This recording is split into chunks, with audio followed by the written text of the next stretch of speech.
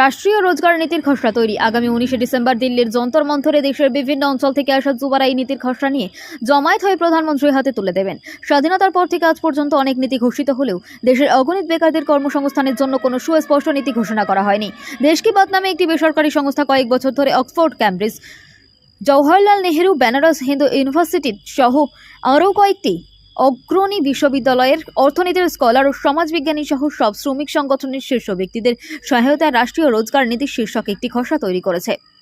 এটি চূড়ান্ত করার আগে সারা দেশের বিভিন্ন জায়গায় এই খসড়া তৈরির উদ্দেশ্যে ব্যাখ্যা সহ সমাজের বিভিন্ন স্তরের বুদ্ধিজীবীদের সঙ্গে মতবিনিময়ের ব্যবস্থা করেছে বেসরকারি সংগঠনটি। রবিবার বদরপুরে আয়োজিত মতবিনিময় অনুষ্ঠানে সংস্থার কোঅর্ডিনেটর দিল্লির অনুরাগ নিগম ডক্টর নাজিয়া পারভিন, গণজ্ঞাপনের প্রভাষক বজলুর নূর প্রমুখ খসড়াটির বিষয় এবং উদ্দেশ্য ব্যাখ্যা করেন। মোট জনসংখ্যার 34% যুবা এবং সংখ্যা প্রায় 40 কোটি। অথচ দেশের রোজগার নিয়ে কোনো সুস্পষ্ট নীতি নেই।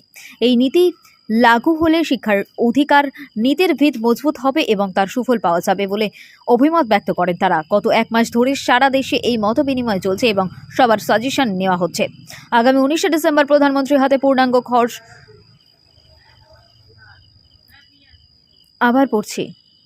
আগামী 19শে ডিসেম্বর প্রধানমন্ত্রীর হাতে পূর্ণাঙ্গ খসড়াটি তুলে দেওয়া হবে। সরকারি জাতীয় স্বার্থে এটি বিবেচনা করবে বলে আশা প্রকাশ করেন তারা।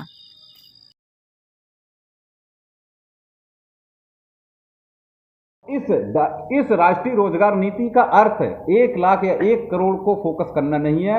हिंदुस्तान में जितने भी युवा साथी हैं जो कामगार स्थिति में हैं उनको सरकार को रोजगार की गारंटी देनी होगी। ये हिंदुस्तान के सभी युवाओं का ये नैसर्गिक अधिकार है, मौलिक अधिकार है, राइट टू एम्प्लॉयमेंट।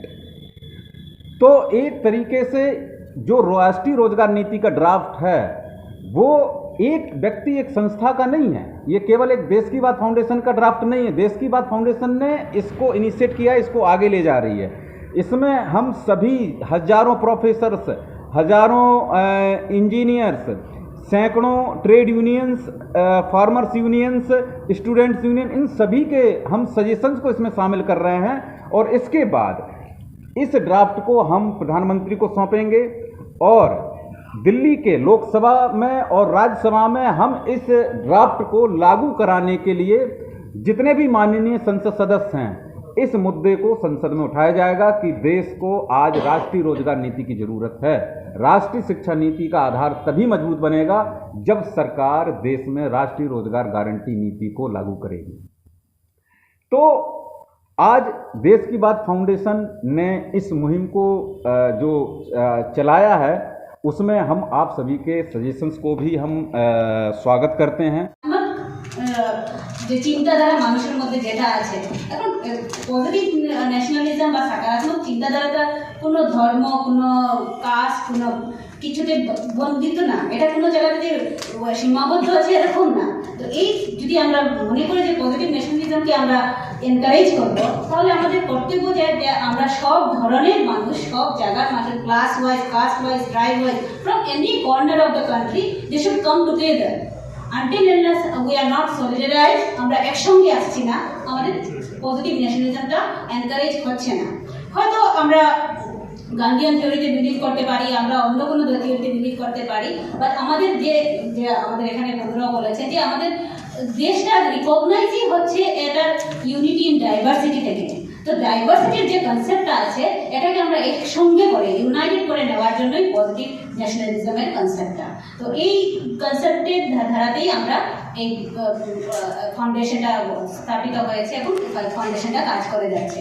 আরেকটা কথা, এখানে অনেকজন যেটা কথা বলছে রিজার্ভেশনের কথাটা, তো ওইটার সঙ্গে আমি অনুরাগ স্যারের সঙ্গে মিলিয়ে একটু কথা বলতে চাচ্ছি যে রিজার্ভেশন আমাদের ক্ষেত্রে যে হয়তো আমরা রিজন ওয়াইজ রিজার্ভেশনটাকে আলাদা আলাদা করে দেখছি, আমাদের পয়েন্ট অফ ভিউ আলাদা হচ্ছে, কিন্তু আমরা যদি বড় আকারে দেখি যে aim and objective of reservation যেটা ছিল ওইটা কোনো কাজে কোনো ধরনের যে মানুষকে ডাইভার্সিফাইড করা বা ডিভাইড করার কনসেপ্টটা রাখে না। তো হয়তো আমাদের রিজার্ভেশনের ক্ষেত্রে যে ক্রাইটেরিয়াটা আছে, যে ওয়েজ অফ প্রসিডিওর আছে, যেরকম করে এটা চলছে ওইটাতে হয়তো কোনো চেঞ্জেসের দরকার আছে। তো আমাদের ফাউন্ডেশন নিশ্চয়ই এটা ইন ফিউচার কাজে হাতে নেবে। এখন আমাদের মধ্যে যেটা জ্বলন্ত যেটা বার্নিং ইস্যু যেটা আছে এটা হলো এমপ্লয়মেন্ট। কারণ ইন্ডিয়াতে আমাদের highest number of youth population আছে, আর আমাদের এরকমই অবস্থা হয়েছে সমাজে যে আমরা কাজ পাচ্ছি না, আমরা ইউথ কিন্তু কাজ পাচ্ছি না, কিন্তু এটা আমাদেরকে এরকমভাবে আমাদের মাইন্ডে ইনভেন্টেড হয়ে যাচ্ছে যে আমরা চিন্তাই করতে পারছি না যে কাজ পাচ্ছি না তো পাচ্ছি না, কি হয়েছে, আমি অন্য কিছু করে নেব। বাট এই যে চিন্তাধারাটা আমাদের মধ্যে যে এসে যাচ্ছে, এটাকে সরাতে হবে। কারণ একটা গভর্নমেন্টের দায়িত্ব হতে হবে যে তার ইউথকে যেতে ও তার তার ক্যাপাসিটি অনুযায়ী তার অ্যাচিভমেন্টটা যাতে ফুলফিল হয়, ওই জন্য ওর যেটা ক্যাপাসিটি আছে ওই এবিলিটি দিয়ে ও যাতে চাকরি পায়, ও যাতে এমপ্লয়েড হয়, এটা গভর্নমেন্টের একটা দায়িত্ব হতে লাগে। কারণ এই রকমের জিনিসগুলো আমরা বাইরের কান্ট্রিতে দেখি, ফ্রান্সে দেখি, অন্য কান্ট্রিতে দেখি, যারা এই রকমের এমপ্লয়মেন্ট পলিসিগুলো অ্যাডপ্ট করেছে। क्यों आपको युवा देश कहा जा रहा है? क्योंकि भारत के 34% लोग युवा है, यूथ है, और इस युवा के हाथों पे जब तक हम जॉब, हमें नौकरियां मुहैया नहीं कराएंगे, जब तक इस 34% लोगों को हम जॉब मुहैया नहीं कराएंगे।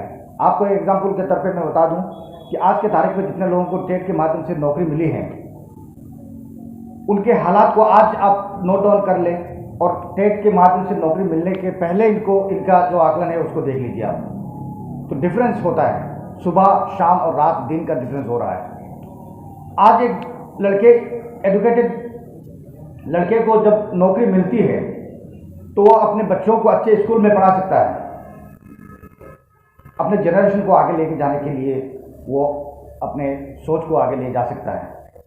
तो हमें और आपको देश के बारे में, आपने बहुत अच्छा कहा कि देश की बात फाउंडेशन की बेस क्या है। देश की बात फाउंडेशन का शुरुआत 2018 पे हुआ है।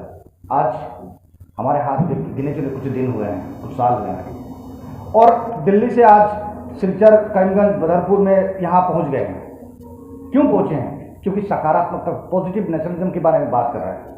पॉजिटिव नेशनलिज्म के बारे में बात इसलिए कर रहा है क्योंकि पॉजिटिव नेशनलिज्म के ही माध्यम से आज देश हमारा स्वाधीन हुए हैं, इंडिपेंडेंट हमें स्वाधीनता मिली है। और हम और आप कुछ लोग गिने चुने कुछ लोग हैं जो हंगामा करते हैं, लेकिन सब लोग